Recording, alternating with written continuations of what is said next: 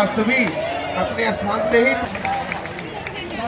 क्योंकि 26 फरवरी को 251 गरीब बेटियों का विवाह है और बीच में हमको पदयात्रा में रहना, तो दरबार कम लग पाना है, तो अच्छा नहीं लग रहा, मन प्रसन्न नहीं है, पर वो भी जरूरी है। इसलिए हमने निर्णय ले लिया कि अब फरवरी का पूरा महीना बागेश्वर धाम पर गुजारेंगे। जो जहां आज तो बहुत से कथा व्यास मंच पर बैठे हुए हैं, मंच मत तोड़ देना। मोटे, तगड़े, पतले, लंपट, सभी प्रकार की वैरायटी बैठी हुई है और सब ठीक है। ब्रेकिंग न्यूज मत बना लेना कि तुम नीचे आ जाओ। कुछ लोग छतों पे भी टंगे हुए हैं, बूढ़े बूढ़े लोग भी, 60 साल के लोग ऊपर से मोबाइल चला रहे हैं और हाथ ऐसे हिला रहे जैसे वोट मांग रहे हो।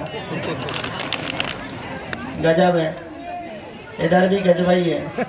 वाह वाह वाह, हाँ वाह वाह, सब जगह। चलो दरबार शुरू करते हैं। जय हो मैया। धाम पर हमारी महिमा नहीं, किसकी महिमा है? किसकी महिमा है? बालाजी की। एक बात और, प्रश्न ये उठता है कि अगर बालाजी की महिमा है तो हम पर कृपा क्यों नहीं हो रही? ये बहुत लोगों का प्रश्न होगा। उत्तर सुनो, पर्चा बन जाना कृपा नहीं है, बालाजी का बन जाना कृपा है। जय हो जय हो। क्या? पर्चा बन जाना कृपा नहीं है, बालाजी का बन जाना कृपा है। अब तुम्हें निर्णय लेना है कि तुम्हें बालाजी का बनना है या पर्चा को बनवाना है। बालाजी का बनोगे तो सब मिलेगा, ऐसे समझो। हाँ हाँ हाँ, किसी देश के प्रधानमंत्री को अपना मित्र बना लो तो मुख्यमंत्री अपने आप मित्र बन जाएंगे। अब फुटकर मुख्यमंत्रियों को तुम मित्र बनाओगे तो 29 राज्य जाना पड़ेगा, तब बना पाओगे। एक प्रधानमंत्री को पकड़ लो, साहब तुम्हारे आगे पीछे डोलेंगे। ऐसे ही एक बालाजी सुपर पावर है, उनको पकड़ लो, साहब अपने आप आगे पीछे डोलेंगे, तुम्हारा काम भी सफल होने लगेगा। तो पर्चा बन जाना बड़ी बात नहीं है, बालाजी का बन जाना बड़ी बात है। दूसरी बात, एक गांव का आदमी मार्केट जा रहा था, पत्नी ने कहा कहाँ जा रहे? बोले बाजार जा रहे हैं। अच्छा, अच्छी बात है, बरसात का मौसम आ गया, एक काम करो, छाता ले आना। छाता जानते हो? अम्ब्रेला, छाता ले आना। पर सुनो, मार्केट में ठगने वाले बहुत रहते हैं, आधे रेट पर लाना। वो जितना बोले उससे आधे ही बोलना, उतने में ही लाना। बेचारा सीधा साधा पति, पत्नी का परम आज्ञाकारी था।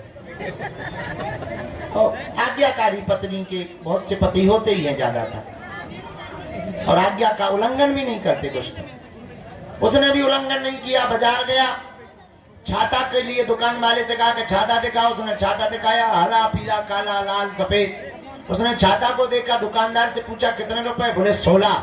बोले ठग रहे हो, 8 रुपए देंगे, क्योंकि पत्नी का आज्ञाकारी था। 8 रुपए देंगे। दुकानदार ने कहा कि सुबह सुबह का टाइम है, दिमाग खराब मत करो, एक काम करो, 16 नहीं देना है तो कोई बात नहीं, 14 दे दो, न तुम्हारे ना हमारे। इसने कहा फिर तो हम 7 देंगे, क्योंकि पत्नी का आज्ञाकारी था। दुकानदार बोला बड़ा दिमाग खराब है तुम्हारा, हम घट रहे हैं तो तुम्हें भरना चाहिए। अरे हम 14 पर आ गए, तुम्हें 1-2 रुपया बढ़ाना चाहिए, तुम घटा रहे। चलो सुबह सुबह से हमारी बोहनी खराब मत करो, हमारा सुबह से बोहनी खराब हो जाएगी, दुकान का माहौल खराब हो जाएगा। आए के आए 12 रुपया दाम लगेगा, 1 रुपया कम नहीं लगेगा। इसने कहा फिर तो हम 6 देंगे। अब तो और दुकानदार का दिमाग खराब। बोले यार तुम भांग पी के आए हो क्या? धीरे से पूछा, कहीं बागेश्वर धाम से तो नहीं आए हो? तुम्हारी बुद्धि ठीक है कि नहीं है? भूत तो नहीं लगे?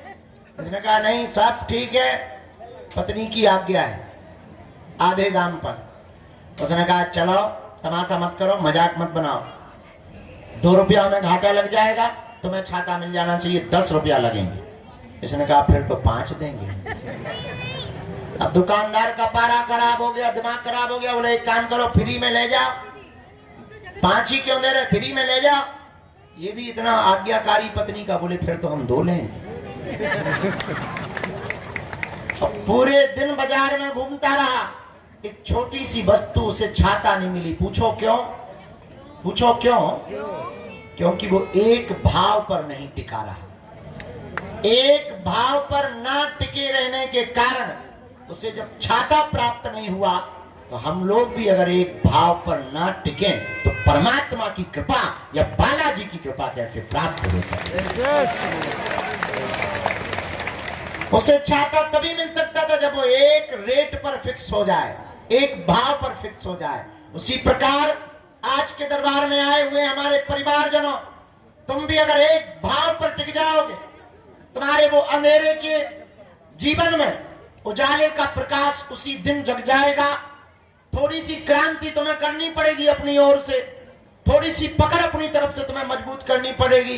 कोई भी आदमी जब नदी में डूबता है तो वो दोनों हाथों को ऊपर उठा लेता है, और ऊपर हाथ उठाता है इसलिए कि कोई अगर देख रहा हो तो हमें पकड़ ले, हमारे हाथों को पकड़ ले, हम डूब रहे हैं, हम डूब रहे हैं, हम डूबने जा रहे हैं, और कोई आदमी जाता है पकड़ कर खींच कर ले आता है। उसी प्रकार हमको भी परमात्मा के दरबार में दोनों हाथों को उठा करके उसके चरणों में सदा सदा के लिए सरेंडर कर देना है कि हम संसार सागर में डूब रहे हैं, अब बचाना तुम्हारा काम है,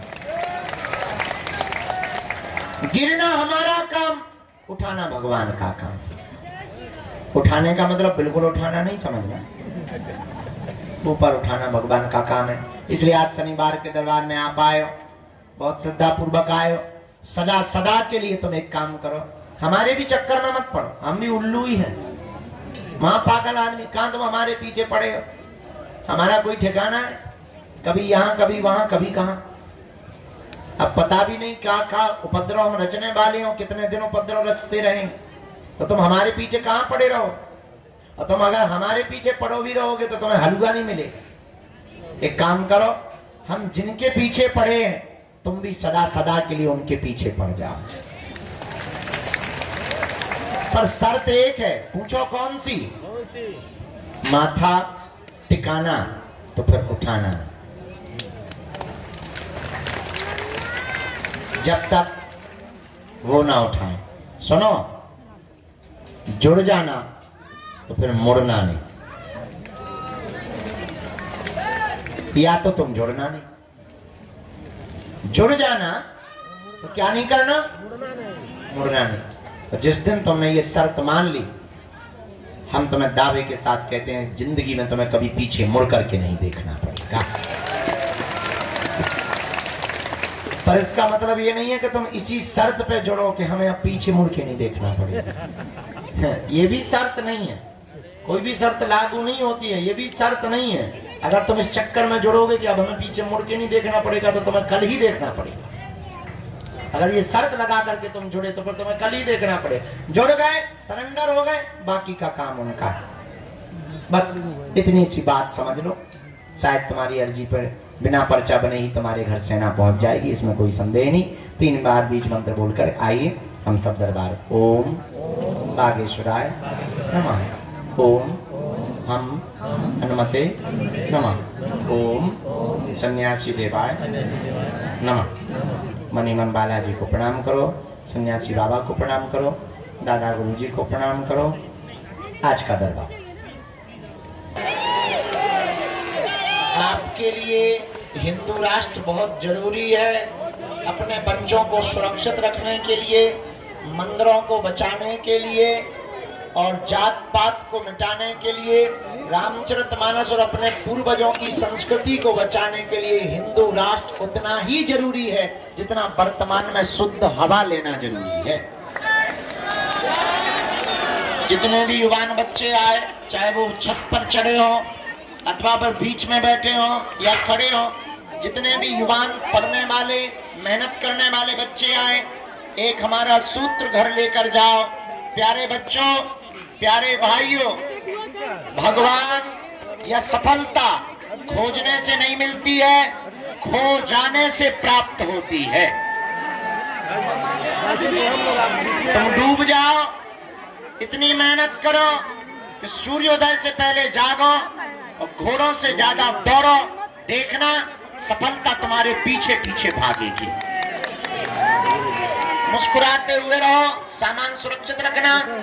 हम अंदर जा रहे हैं, प्रेतराज सरकार का दरबार लगाएंगे, इसके बाद में आपको फिर मिलते हैं। सबको आशीर्वाद। और कन्या विवाह में शिवरात्रि को कौन कौन आने वाला है? खूब भांगड़ा होगा। कौन कौन आएगा? सब लोग आएंगे। महाशिवरात्रि की तैयारी करो। और हाँ, शिवरात्रि के एक दिन पहले जो भी साधना पर भरोसा करते, अदृश्य शक्तियों को महसूस करना चाहते, उनके लिए बड़ी खुशखबरी है। शिवरात्रि के एक दिन पहले सन्यासी बाबा की साधना दी जाएगी। उसका रजिस्ट्रेशन ऑनलाइन होगा। पीले रंग के कपड़ा पहनकर आना है, पीले वस्त्र लाना है, पीली आसन लानी है। कुछ कुछ नियम होंगे, उन नियमों को आपको ऑनलाइन बता दिया जाएगा और आप सन्यासी बाबा की साधना कर सकते हैं और मंत्रों को, सावर मंत्र को पा सकते हैं। अपना ध्यान रखना। नारियल बांध दो, पेशी प्रारंभ कर दो।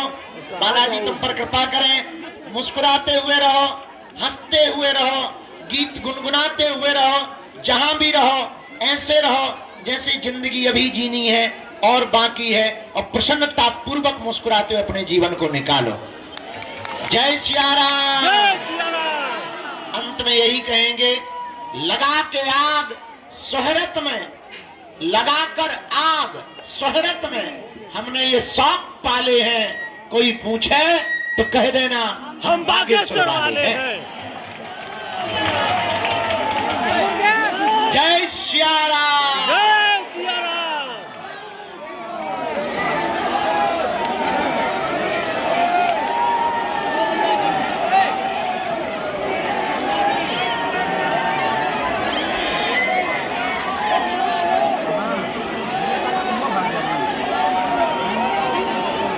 जय श्री राम।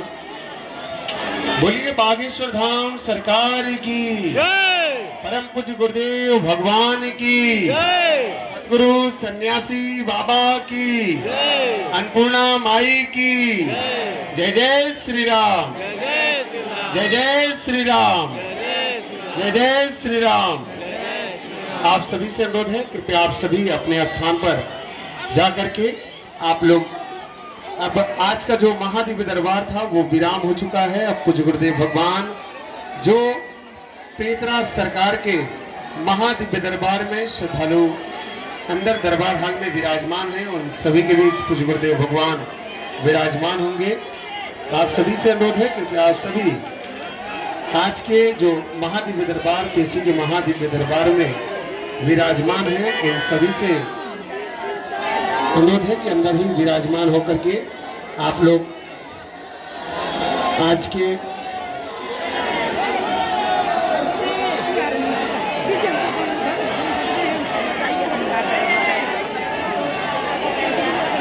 आप सभी श्रद्धालुगण भक्तजनों से अनुरोध है, कृपया आप सभी अपने स्थान से ही पूज्य गुरुदेव भगवान को प्रणाम करते हुए अपने स्थान से सभी लोग आराम। आज का दिव्य दरबार विराम हुआ। कल का महादिव्य दरबार प्रातःकालीन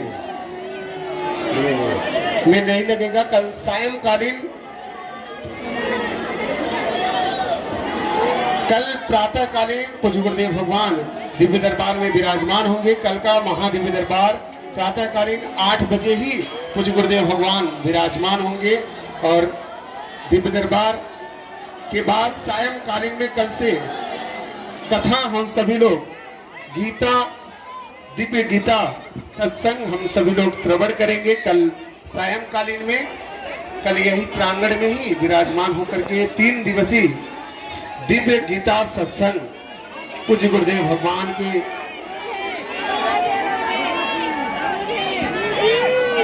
पूज्य श्री गीता मणि